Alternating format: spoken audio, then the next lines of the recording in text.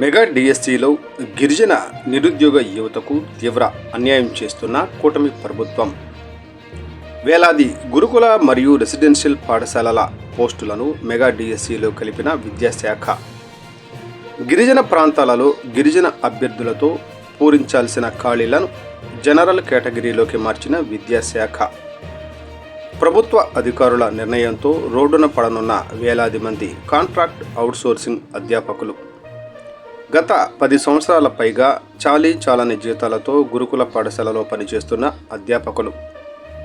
ప్రభుత్వ నిర్ణయంతో భవిష్యత్తు అంధకారం అంటున్న గిరిజన అధ్యాపకులు కేవలం గిరిజన సొసైటీతో పూరించాల్సిన ఖాళీలు డిఎస్సికి మరల్చడం ద్వారా వేలాది మంది జీవితాలు రోడ్డున పడతాయి అంటున్న నిరుద్యోగ యువత హైకోర్టును ఆశ్రయించనున్న గిరిజన ప్రాంతాల అధ్యాపకులు గిరిజన నిరుద్యోగ యువతను నిలువునా ముంచిన నారా లోకేష్ గత ఎన్నికలలో జీవో 3 పునరుద్ధరిస్తానంటూ వాగ్దానం చేసిన కూటమి ప్రభుత్వం వాగ్దానాన్ని తుంగలో తొక్కి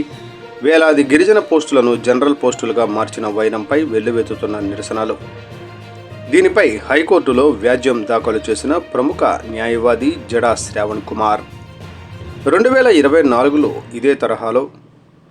ప్రభుత్వం డిఎస్సి నోటిఫికేషన్ ఇచ్చిన తరుణంలో విద్యార్థుల తరపున వాదనలు వినిపించిన శ్రవణ్ కుమార్ వాదనలతో ఏకీభవించిన గత డిఎస్సి నుంచి పోస్టులను మినహాయించిన రాష్ట్ర అత్యున్నత న్యాయస్థానం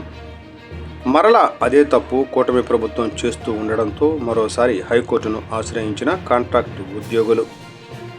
గిరిజన ప్రాంతాల్లో యువతీ యువకులకు తప్పక న్యాయం జరుగుతుందని ఆశాభావం వ్యక్తం చేసిన జడా శ్రావణ్ కుమార్